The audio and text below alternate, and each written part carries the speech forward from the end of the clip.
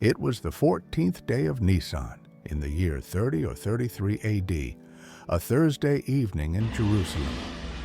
The streets bustled with the preparations for Passover, but in an upper room, something extraordinary was about to happen, an event that would change the course of history forever.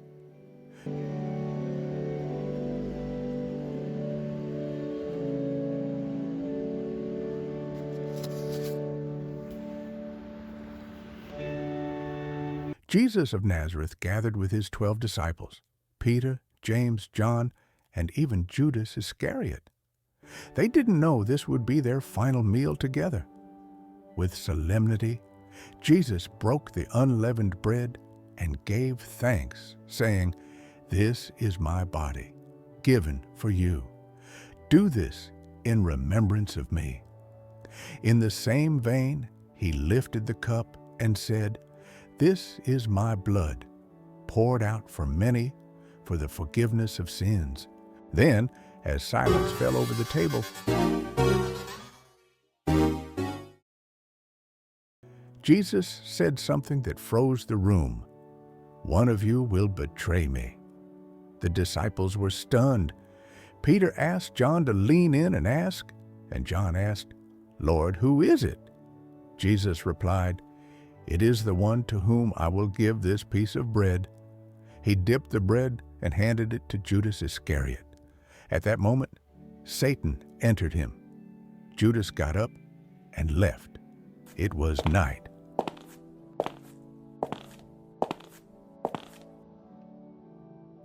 Jesus, knowing all things, humbled himself and washed the disciples' feet, even Judas's. He taught love in action, saying, "I have set you an example to follow." He gave a new commandment: love one another as I have loved you. Holy Thursday teaches us servanthood, sacrificial love, and the strength of humility.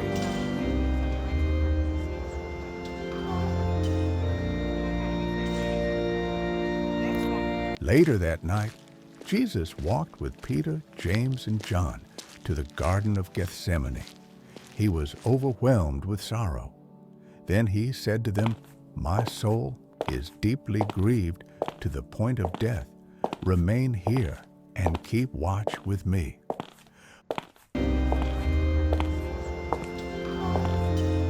Falling to the ground, he prayed, "Father, if it is possible, let this cup pass from me.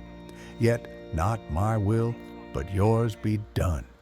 An angel appeared to strengthen him, and he came to the disciples and found them sleeping.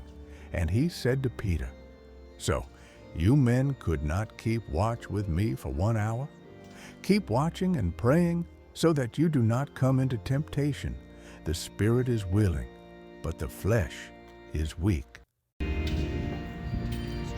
He went away again a second time and prayed, saying, "My Father, if this cup cannot pass away unless I drink from it, your will be done."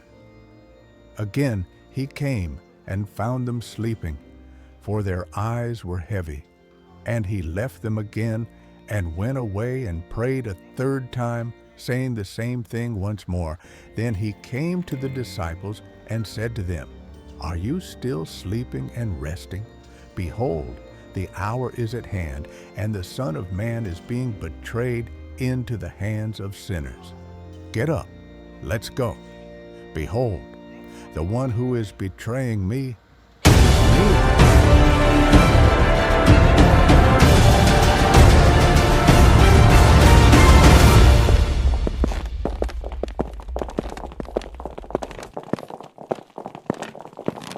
And in the distance, torches flickered. Judas was coming, not alone, but with an armed crowd. The peaceful garden was about to become a battlefield of betrayal. But Jesus remained calm. He knew the hour had come. Lesson: Holy Thursday reminds us that even in the face of betrayal and suffering, love must lead. Next is the betrayal by Judas, a kiss of darkness. He was one of the 12. He preached, healed, walked with the Messiah, but greed, ambition, and fear twisted his soul. This is the tragic tale of Judas Iscariot. Just days before, Judas had gone to the chief priests in Jerusalem. "What are you willing to give me if I hand him over to you?" They counted out 30 silver coins. The deal was sealed. 30 pieces of silver, the price of betrayal. As Jesus prayed in agony in Gethsemane, Judas approached, leading temple guards and Roman soldiers. He had given them a sign previously saying, "Whomever I kiss, he is the one. Arrest him."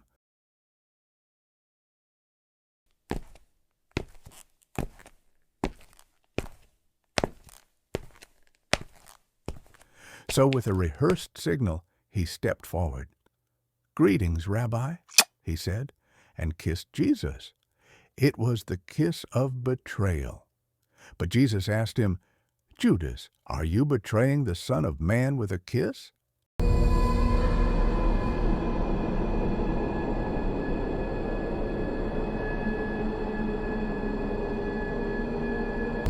Then they came and laid hands on Jesus to arrest him.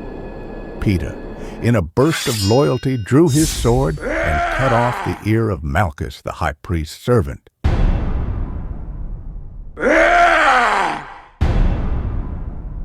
But Jesus said to him, "Put your sword away, for all those who take up the sword will perish by the sword. Do you think that I cannot appeal to my Father, and he will at once put more than 12 legions of angels at my disposal? But the Scriptures must be fulfilled, which say that it must happen this way. Shall I not drink the cup the Father has given me?"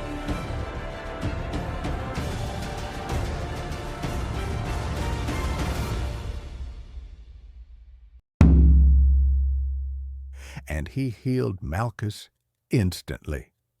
And then Jesus said to the crowds, "Why have you come out with swords and clubs to arrest me as if I am inciting a revolt? Every day I used to sit within the temple grounds teaching, and you did not arrest me. But all this has taken place so that the Scriptures of the prophets will be fulfilled."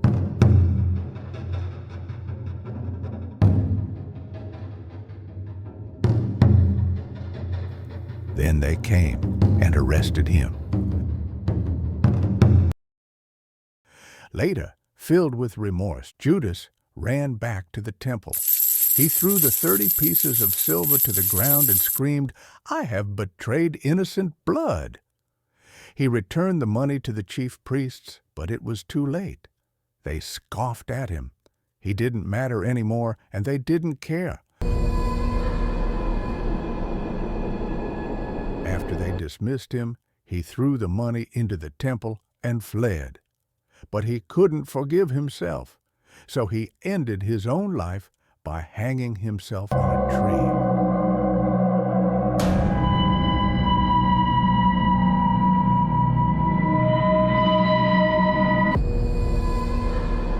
Judas reminds us that proximity to holiness does not equal faith. Love of money, unchecked sin, and lack of repentance can destroy even the closest follower.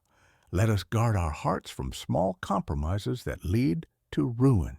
What lessons can we learn from Judas's death? The story of Judas teaches us that while it is natural to feel remorse after doing wrong, it must lead to healing, not self-destruction. Judas felt deep regret for betraying Jesus, but was unable to forgive himself or seek restoration, allowing guilt to consume him. Also, Judas seems to have faced his guilt alone. Unlike Peter, who also betrayed Jesus by denying him 3 times, Judas withdrew, while Peter stayed connected to the community of disciples and found restoration. This reminds us that no matter how badly we fall, grace is always available if we choose to receive it. We must learn to forgive ourselves, accept God's mercy, and not give up on our story before it is redeemed. We all mess up deeply, sometimes terribly. But remorse is meant to lead us toward healing, not destruction. When we cannot forgive ourselves, we deny ourselves the grace that God offers freely. If God is willing to forgive us, who are we to withhold it from ourselves? Again, don't isolate yourself when you're hurting. Let others in. Grace and healing often come through community. Imagine if Judas had gone back to Jesus or to the disciples after the resurrection. What might that story have looked like? Could he have been restored like Peter? We'll never know, because he gave up before grace had a chance to reach him. No matter how dark it feels, there is always hope. There's always a next chapter. Don't end your story before it's redeemed.